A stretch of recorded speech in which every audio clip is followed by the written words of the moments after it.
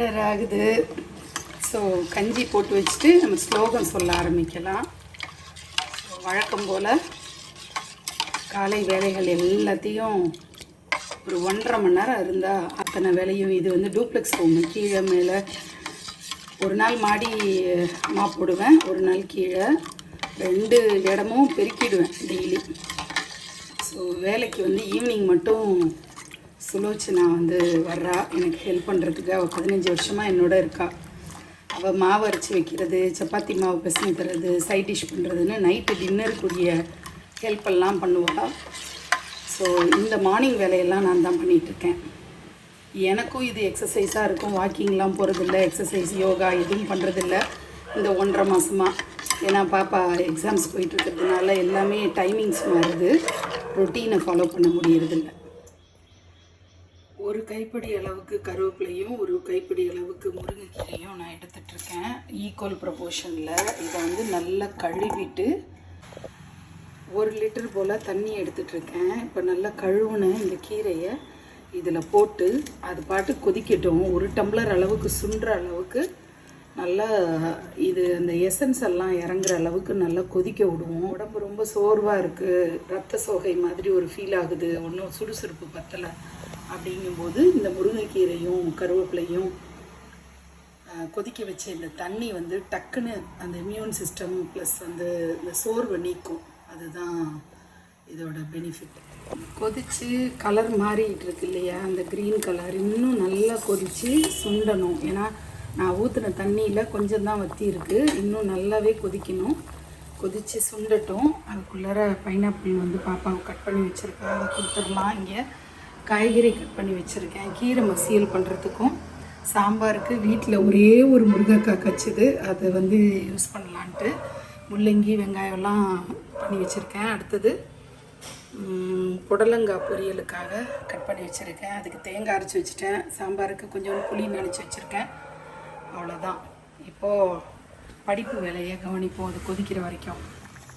இப்போ இந்த தண்ணி வந்து நல்லா சுண்டி ரொம்ப பாத்திரத்தில் அடியில் போயிடுச்சு. ஸோ இது போதும். இலையோட டெக்ஸ்டர் பார்த்திங்கன்னா அந்த கலர்லாம் மாறி இருக்குது.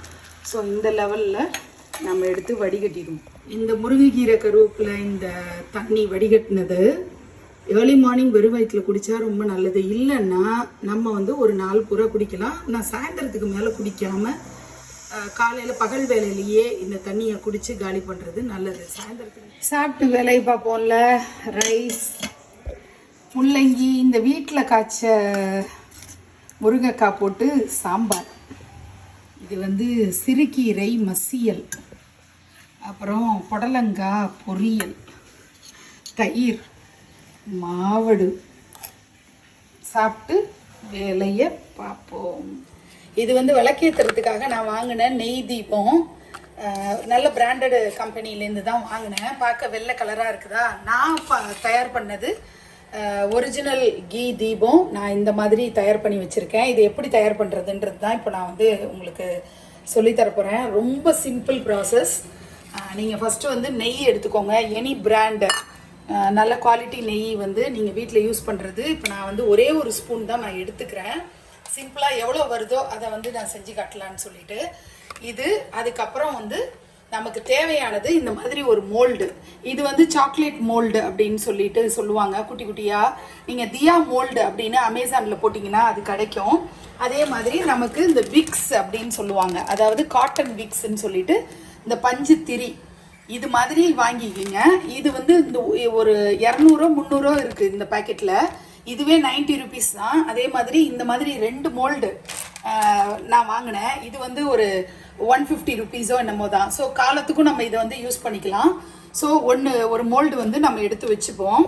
ஸோ இப்போ இந்த கீயை வந்து உருக்குவோம்.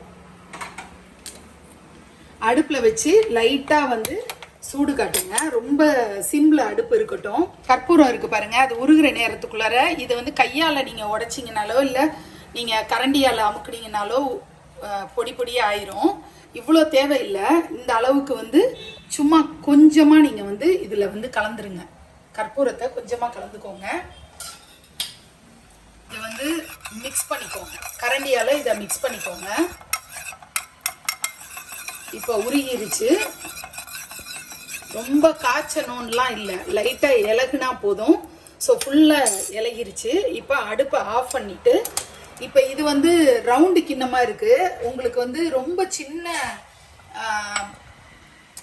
ஒரு டம்ளர் ஒன்று எடுத்துக்கோங்க. அந்த டம்ளரில் இதை வந்து ட்ரான்ஸ்ஃபர் பண்ணிக்கோங்க. ஏன்னா விளிம்பு இருந்தால் தான் ஊற்றுறதுக்கு வாகா இருக்கும், இல்லைன்னா நீங்கள் ஸ்பூனால் ஊற்றுறது கஷ்டமாக இருக்கும். அதுக்காக இதை நீங்கள் ட்ரான்ஸ்ஃபர் பண்ணிக்கோங்க. இப்போ இந்த டம்ளரை எடுத்துகிட்டு போய் இங்கே பார்த்தீங்கன்னா, இப்போ நான் வந்து இது இருக்கட்டும், இது இப்படியே.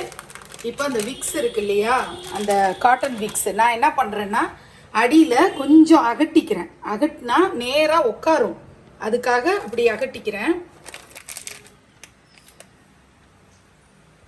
இப்போ இந்த காட்டன் விக்ஸை அடியில் லைட்டாக அப்படி பிரித்து கொடுத்த மாதிரி பிரித்து நீங்கள் இதில் நல்லா சென்டராக வச்சுக்கோங்க.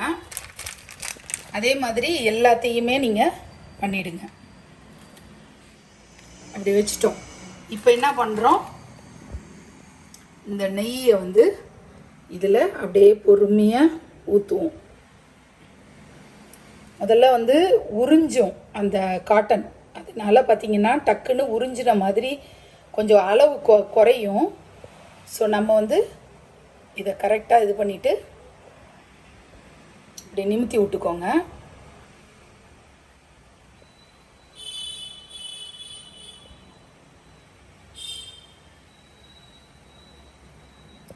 இந்த மாதிரி எல்லாத்துலேயுமே ஊற்றிடுங்க. எவ்வளோ வருதோ அந்த அளவுக்கு. இப்போ நான் 1 ஸ்பூன் தான் நெய்யே எடுத்தேன், உங்களுக்கே தெரியும். ஸோ அந்த 1 ஸ்பூனுக்கு ஆல்மோஸ்ட் வந்து 1 தான் 8 திரி கிட்டத்தட்ட 8 கேண்டில் கிட்டத்தட்ட நமக்கு கிடைக்கிது. இதை எடுத்து ஃப்ரிட்ஜில் வைக்கணும். ஸோ நான் இதுக்கு வந்து ஆக்சுவலி நீங்கள் ஒரு பேஸ் நீங்கள் யூஸ் பண்ணியிருந்தீங்கன்னா நம்ம எடுத்து கொண்டு போய் வைக்கிறதுக்கு ஃப்ரிட்ஜில் நமக்கு வாகா இருக்கும். ஸோ நான் இப்போ வந்து ரொம்ப கேர்ஃபுல்லாக இது கொடசாயாமல் அப்படியே எடுத்து இதில் வைக்கிறேன்.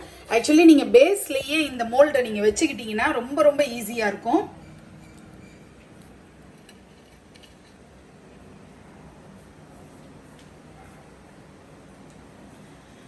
ஃப்ரீசரில் இப்போ அப்படியே கொண்டு போய் நம்ம வச்சிடணும்.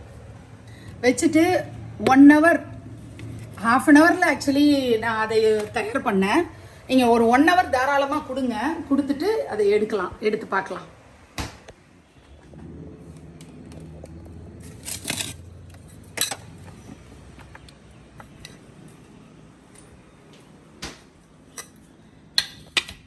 பார்த்தீங்கன்னா அழகாக ரெடி ஆயிடுச்சு. ஸோ நான் ஆக்சுவலி 1 ஹவர் கூட கொடுக்கல, இது வந்து ரொம்ப ஒரு ½ அன் ஹவர்லேயே சூப்பராக ரெடி ஆகிருக்கு பாருங்கள். அந்த மாதிரியே எல்லாத்தையும் எடுத்து வச்சுக்கலாம். ஒரு பாக்ஸில் போட்டு வச்சுக்கிட்டோன்னா, இப்போ இந்த ஃப்ரிட்ஜிலேருந்து எடுத்ததுனால கொஞ்சம் ஈரப்பதம் இருக்குது. ஸோ நம்ம பாக்ஸ்லேருந்து ஒரு பாக்ஸில் போட்டு கொஞ்சம் ஈரப்பதம்லாம் போனோன்னே நம்ம வந்து இப்படி எடுத்துக்கலாம். ஸோ இந்த சிலிக்கான் மோல்டு ஒரு தடவை வாங்கி வச்சுக்கிட்டிங்கன்னா நீங்கள் வாட்டுக்கு பண்ணிக்கிட்டே இருக்கலாம். நமக்கு தேவைப்படும் போதெல்லாம் நீட்டாக பண்ணிக்கலாம். ஸோ இந்த சிலிக்கான் மோல்டு வந்து தியா மோல்டுன்னு கேட்டாலும் அது அமேசானில் போட்டாலும் கிடைக்கும். அப்படி இல்லைன்னா சாக்லேட் மோல்டு அப்படின்னு சொல்லியும் நீங்கள் வாங்கிக்கலாம். அப்படியே நம்ம அகல் விளக்கு இருக்கு இல்லையா, அந்த அகல் விளக்கில் சென்டராக இது மாதிரி வச்சு ஏற்றிடலாம்.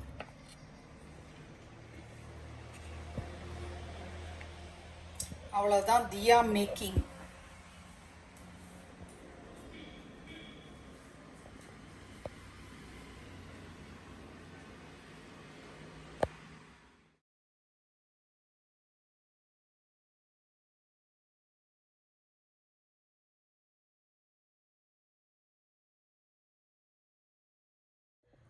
வசந்த நவராத்திரி 3ஆம் நாள் நவதுர்கை வழிபாடு. அதில் இன்னைக்கு சந்திரகாந்தா அப்படின்னு சொல்லக்கூடிய அம்பாளுக்கு தான் நான் இன்னைக்கு பூஜை பண்ண போகிறேன். சந்திரகாந்தா பிறை அணிஞ்சிருப்பாங்க.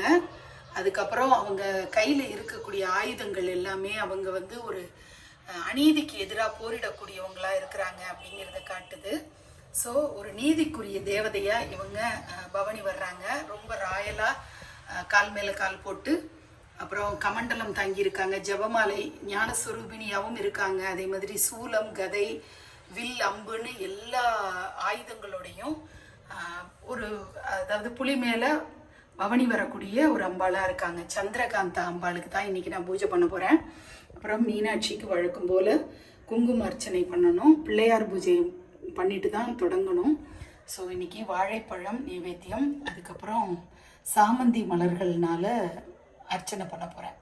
ஓம் சுகா நிதையே நமக, ஓம் சுராத்யக்ஷாய நமக, ஓம் சுராரிபதே நமக, ஓம் மகாகணபதியே நமக, ஓம் மான்யாய நமக, ஓம் விஸ்வயாபின்யே நமக, ஓம் விஸ்வரூபின்யே நமக, ஓம் அஷ்டமூர்த்தியாத்மிகாயே நமக, ஓம் கஷ்டதாரித்ரிய சம்சின்யே நமக, ஓம் சிவாயே நமக, ஓம் சாம்பவியை நமக, ஓம் சங்கரியை நமக, ஓம் பாலாயே நமக, ஓம் பவானியை நமக, ஓம் பத்ரதாயின்யே நமக, ஓம் மாங்கல்யதாயின்யே நமக, ஓம் சர்வமங்களாயே நமக, ஓம் மஞ்சுபாஷின்யை நமக, ஓம் மகேஸ்வரியை நமக, ஓம் மகாமாயாயை நமக, ஓம் மந்த்ராத்மியாயை நமக, ஓம் சுகப்பிரியாயை நமக, ஓம் நீபப்பிரியாயை நமக, ஓம் கதம்பேஷியை நமக, ஓம் மதாகுர்ணிதலோச்சனாயை நமக, ஓம் பக்தானுகிரகதாயை நமக, ஓம் மந்த்ரேஷ்யை நமக, ஓம் புஷ்பின்யை நமக, ஓம் மந்த்ரின்யை நமக, ஓம் சிவாயை நமக, ஓம் கலாவத்யை நமக, ஓம் ஸ்ரீ ரக்தவஸ்திராயை நமக, ஓம் அபிராமாயை.